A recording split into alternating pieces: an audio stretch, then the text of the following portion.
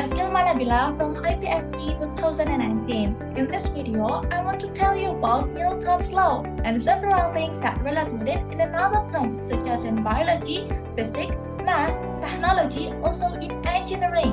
Let's get started. First thing that we must know is about force. Force is an interaction between two bodies and its environment. There are several types of force. Let's discuss one by one. First, we have normal force. Is when an object rests or pushes on the surface exerts a push on it that is directed perpendicular to the surface, no matter what the angle of the surface is. And the second, we have friction force. In addition to the normal force, a surface may exert a frictional force on an object directed parallel to the surface. Next is tension force, which is the pulling force exerted by a stretched rope or cord on an object to which it's attached. And last, we have long-range force, the pull of gravity on an object or a force that acts over a distance. Let's take a look at an example. In biology, we've learned about animals, right? One of the animals that apply the physics principle is the birds. The birds fly by generates two forces. First, known as lift, counteracts the downward pull of Earth's gravity, and the second, known as thrust, counteracts air resistance or drag and push the birds forwards. Another example in technology, we can see the airplane and helicopter.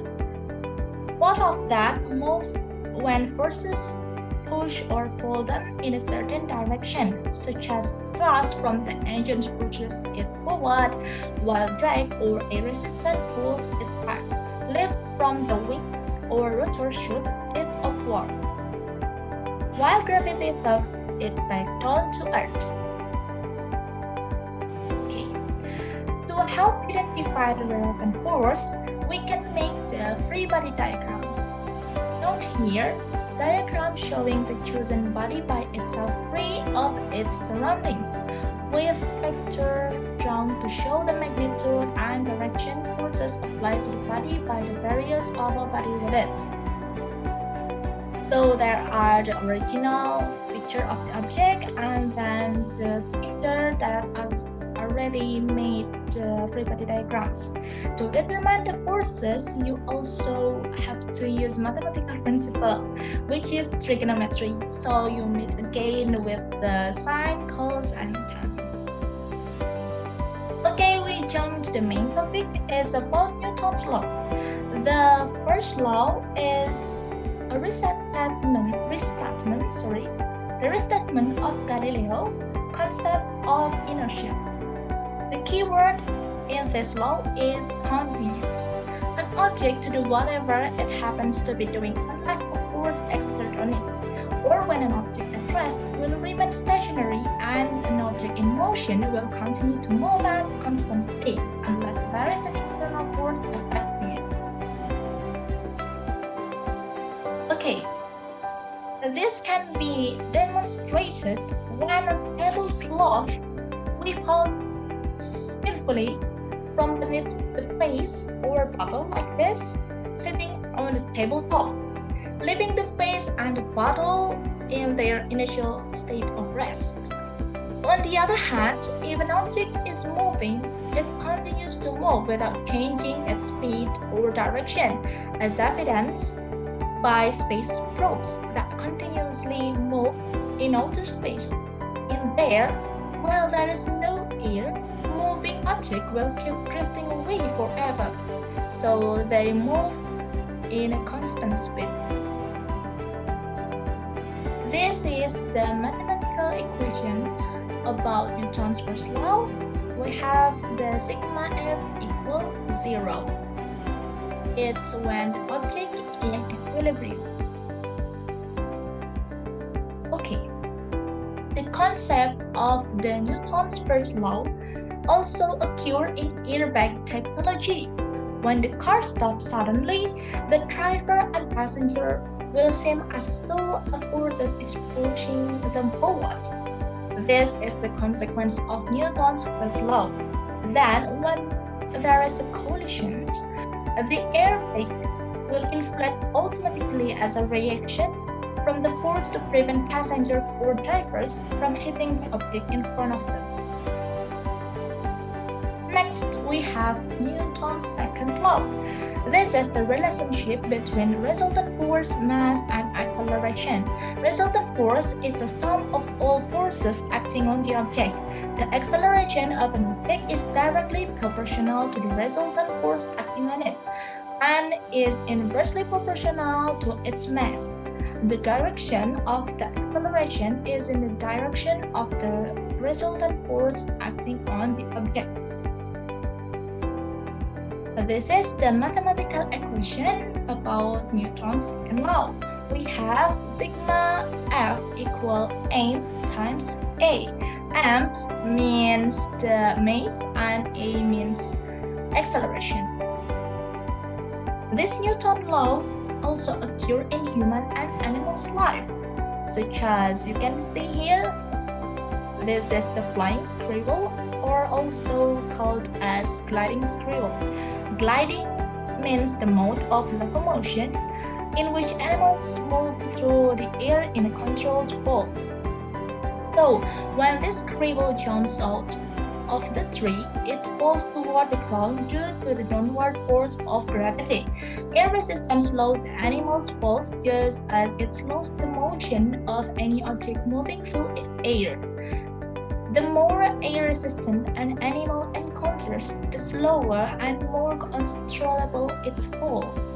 Since the amount of air resistance a falling object encounters depend on the object's surface area, all gliding animals have evolved special structure that increase their surface area. Okay, the principle of flight of these animals is also inspired technology and engineering development, such as a parachute and hang gliding.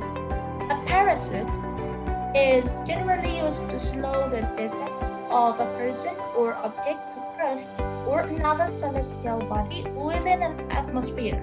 It's made from a soft fabric device used to slow the motion of an object through an atmosphere by creating drag. And hang gliding are now made of aircraft aluminum or carbon fibers, stainless steel cable, and background.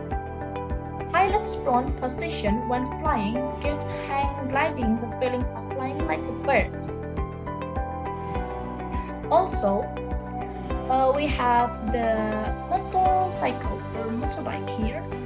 The design of high-performance motorcycles depends fundamentally on Newton's second law also.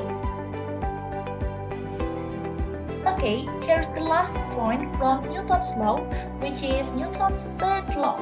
In every action force, there is always an equal and opposite reaction force. If a body A exerts a force on a body B, it's an action. Then body B exerts a force on body A, it's a reaction. These two forces have the same magnitude but are opposite in direction. These two forces act on different bodies. This is the mathematical equation about Newton's third law, where the Fb on A equal minus Fa on B. Let's see the application of Newton's third law in biophysics. Much of the study of animal locomotion is based on Newton's third law. To move forward, an animal pushes back on something else, then the reaction force pushes the animal forward. First, we have fish. As the fish moves its tail from side to side, the resultant diagonal thrust to left and right produces a forced backward thrust. So, the fish will swim in a straight line. It also happens to birds. When birds flap their wings, birds push the air downward, the air in turn pushes the bird upward. Another example is when the wind carries the branches of a tree, and the branches carries on the wind to produce whistling sounds. In the term of technology and engineering, the example is canoe boat. The paddle in a canoe pushing the water backward with the paddle creates an equal and opposite force that pushes the boat forward. The force pushing you forward is called the reaction force, as you can see here. Apart from that, a rocket taking off also shows Newton's laws in action. Before liftoff, the rocket's enormous weight, the result of gravity pulling it down toward Earth, is balanced by the upward force of the launch pad, so it remains stationary. This is the first law. And then, full combustion in the engines creates thrust, propelling the rocket forward. This is the application from Newton's second law. And the thrust that pushes the rocket forward is a reaction to the hot exhaust gases pushing backward. And this is the application from Newton's third law. I made the water rocket. Actually, this is the documentation of it. There are many considerations to make it can fly properly. You can see more about my water rocket project in my previous group video. Okay, it's so interesting, isn't it? That's only a little that I explained about the cool things in science that can inspire technology, also including developments. You can explore more about that. Thank you for watching my video. Bye-bye!